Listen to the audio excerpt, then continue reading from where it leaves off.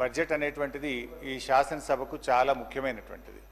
అంటే మన శాసనసభ నిర్వహించే అతి ముఖ్యమైన కార్యక్రమాల్లో బడ్జెట్ పాసింగ్ అనేటువంటిది one of the important agenda.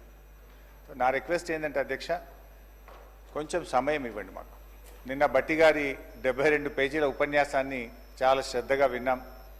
ఒక 500 పేజీల పెన్ డ్రైవ్ కూడా ఇచ్చారు.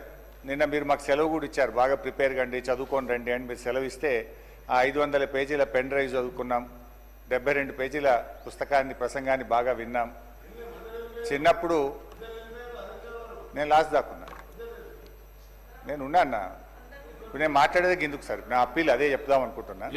ఎందుకంటే అధ్యక్ష, మేము స్కూల్కి పోయేటప్పుడు కాలేజీలు ఉన్నప్పుడు కూడా ఇంత శ్రద్ధగా చదివినామో లేదో కానీ ఈ తెలంగాణ రాష్ట్ర ప్రజల కోసం, ఈ రాష్ట్ర ప్రజల సంక్షేమాన్ని దృష్టిలో పెట్టుకొని బాగా ప్రిపేర్ అయ్యి వచ్చినాం అధ్యక్ష.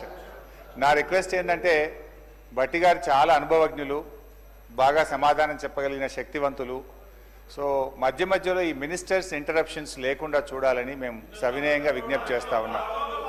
అధ్యక్ష, ప్రభుత్వానికి ఓపిక ఉండాలి. శ్రీధర్ బాబు గారు, మీకు సహనశీలత ఉండాలి, ఓపిక ఉండాలి. సో అందువల్ల నేను మీతో కోరేది, చూడండి అధ్యక్ష, నేను స్టార్ట్ చేయకముందే ఇట్లా డిస్టర్బ్ చేస్తే ఎట్లా అధ్యక్ష? ఇట్లా అయితే ఎట్లా అధ్యక్ష? నేను ఏమంటున్నా అధ్యక్ష, నేను అనేది ఒకటే అధ్యక్ష, నేను మాట్లాడిన దాంట్లో మీరు మధ్య మధ్యలో ఇంటరప్షన్ కాకుండా గౌరవనీయులు ఉప ముఖ్యమంత్రి గారు తన సమాధానంలో మీరు మాకు చెప్పండి, గట్టిగా చెప్పండి. ఎలియా మినిస్టర్ గారు మాట్లాడినా మాకు అభ్యంతరం లేదు, బట్టి గారు మాట్లాడితే అభ్యంతరం లేదు, వారి సంబంధిత మంత్రి బడ్జెట్. కానీ మిగతా మంత్రులు డిస్టర్బ్ చేసి దయచేసి, ఎందుకంటే వాళ్ళ పద్ధతులు వచ్చినప్పుడు వాళ్ళు మాట్లాడుకోమనండి, కానీ డిస్టర్బెన్స్ లేకుండా చూడాలని మిమ్మల్ని విజ్ఞప్తి చేస్తున్నాను అధ్యక్ష.